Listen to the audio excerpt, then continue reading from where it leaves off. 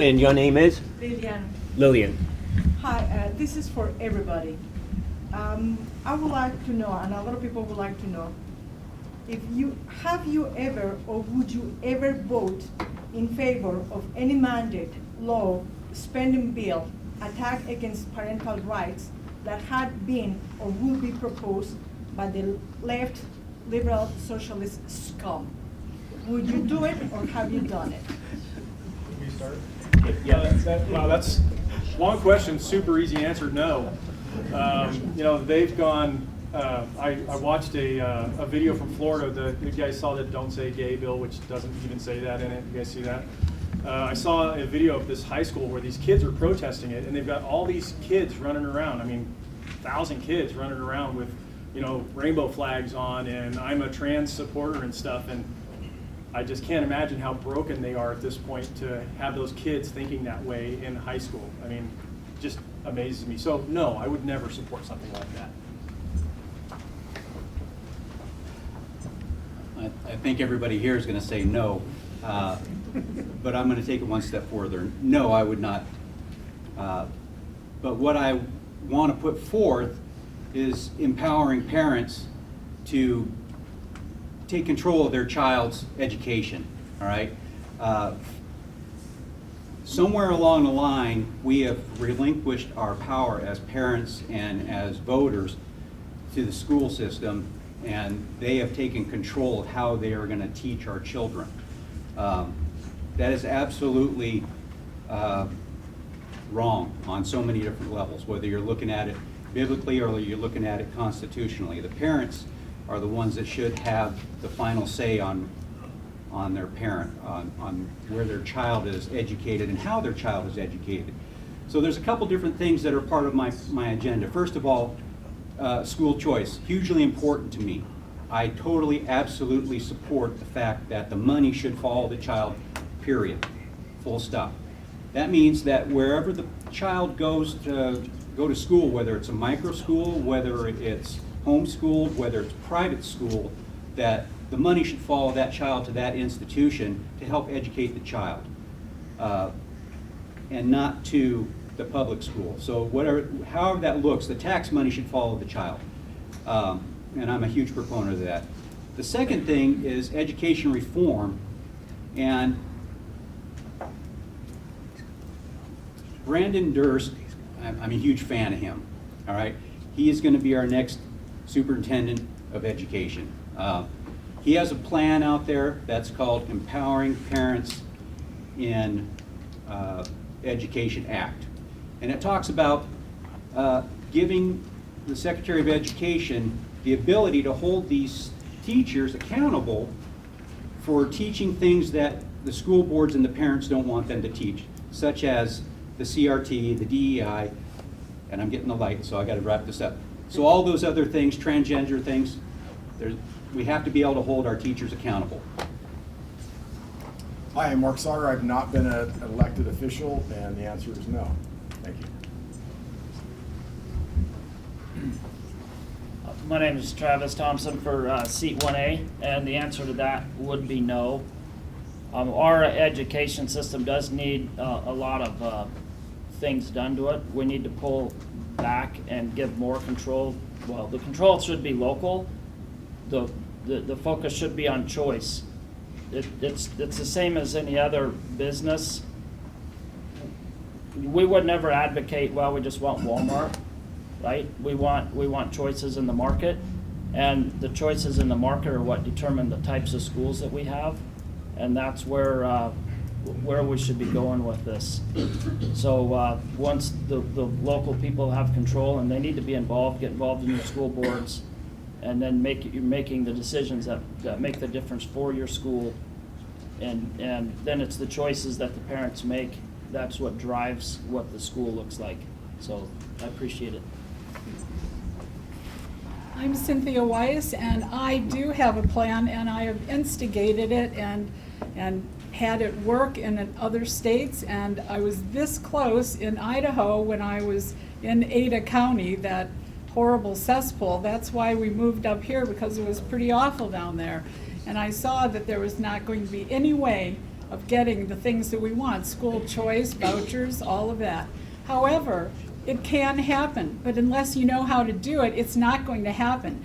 And we the people, have to be together, and it has to be fiercely fought for. And I am a Wolverine. I do not quit. I do not take prisoners. I do not compromise on principles. I do not compromise on what the Lord has set forth for us. So, I can make it happen.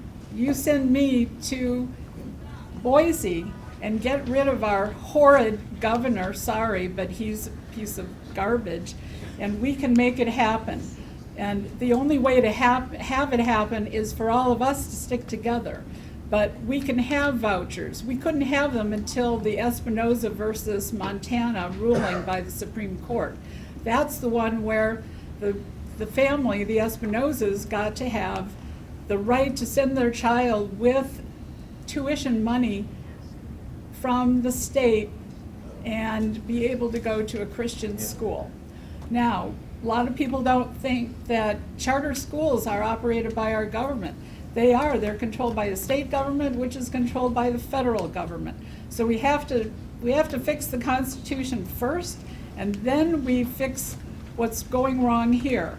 And it can be done, and I can do it. And nobody else here can do it because I've done it. And I've published several books on the Constitution. I've descended from 2 of the founders. Lillian, do you mind if I ask for clarification? You mentioned mandates, but I hear them talking about education choice. I ask, have you ever, or would you ever vote in favor of mandates, laws, spending bills, or attacks against parental rights of any rubbish proposed by the left, Democrats, socialist scum? So I'm talking about mandates, laws, spending bills, or any kind of rubbish that the scum will propose. Okay. All right, thank you. Okay, so I'll just take one example of a mandate. So a lot of the mandates that have been attempted have been through executive branch proclamations or executive orders, either from the federal government or from the state government during COVID-19, so-called pandemic. So, and I'll give an example that in September, President Joe Biden basically wanted to knock employers off the fence and get them to require of their employees that they inject their employees with the COVID-19 drugs by Big Pharma. And one of the reasons he did that through about 3 different methods, including Medicaid and Medicare and through OSHA, and also for the executive branch employees of the federal government. And that is absolutely abominable in my opinion. And Senate Bill 1381, which was passed by the House this last legislative session, and it was vetoed by the governor. So it did pass the Senate and the House with almost 2/3 of the vote in each body, but then the Senate failed to override the governor's veto, was going to protect Idahoans against those COVID-19 vaccine mandates and also against discrimination by businesses against people who were not COVID-19 vaccinated. Like a lot of North Idaho people are not COVID-19 vaccinated, thank God. We did respond very differently up here to these so-called mandates. Panhandle Health District up here also had mandates as far as mask requirements and other things, and I think we rightly disregarded them, and the job of the legislature is to push back against them, and I would not only support every effort to do so, but would be a major proponent of every effort to do so, to resist that kind of totalitarian authority. Thank you. Well, the answer is no and heck no.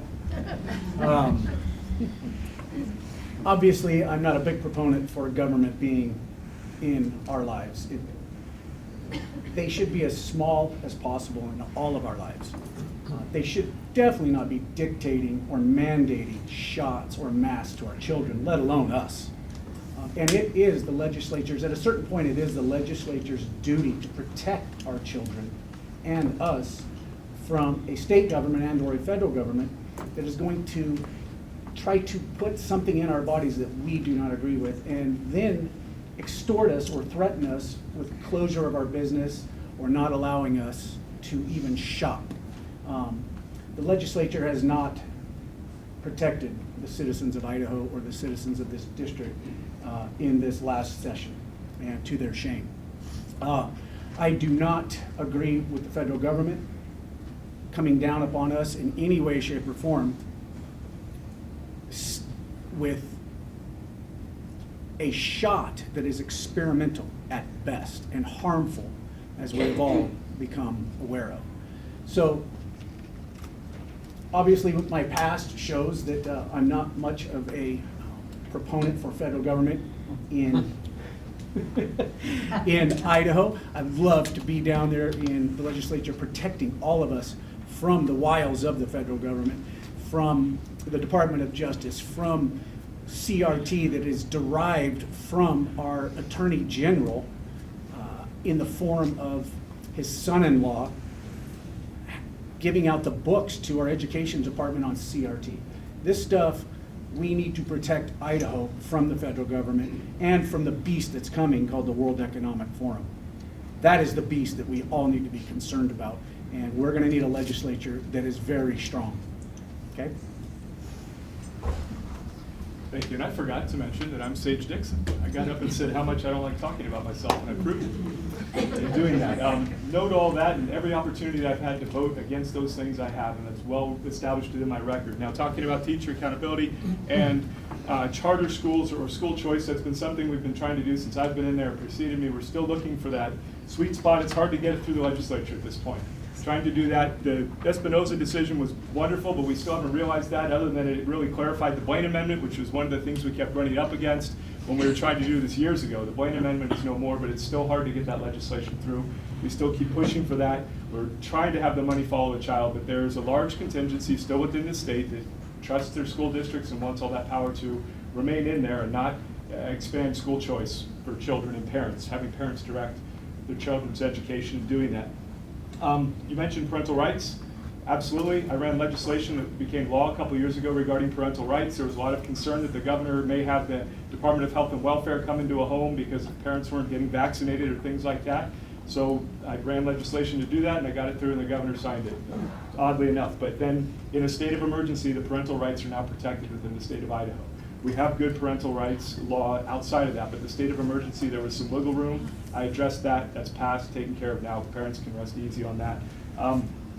Spending, all of that stuff, I voted against every opportunity there was when there were spending bills that were going to, or in favor of removing spending and protecting children within libraries and within schools and pornographic materials. I think you mentioned something like that as well in those things. So clearly my record will show that I have voted in favor of the things you were concerned against as far as voting in accordance with what you were saying and pushing back on those things.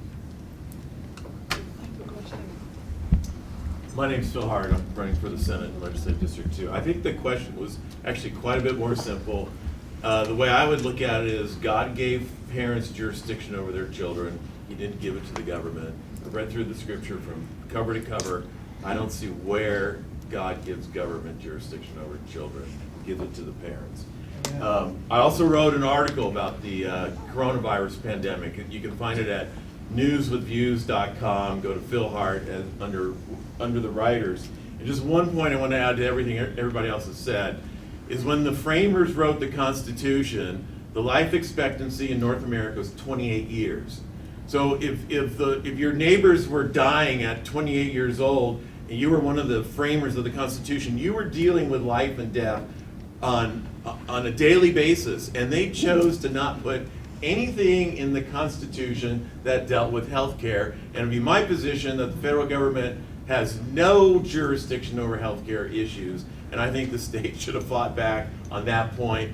And I also think that when this pandemic progressed and the facts didn't line up with the narrative, I think the legislature failed us by not pushing back enough, because I don't think this was actually an emergency. Thank you. I think Phil hit it. I'm Heather Scott, District 2. I would obviously vote against all those, and I have in the past. The problem is a lot of money comes in from the federal government, and it's now starting to bypass the state legislature, and it's going straight into the schools. And part of that money, the ESSER money they call it, they have to come up with plans for their school on how they're going to mask and how they're going to vaccinate. They can also do incentives for kids to get vaccinated. It's ridiculous. I would not have a kid in school these days.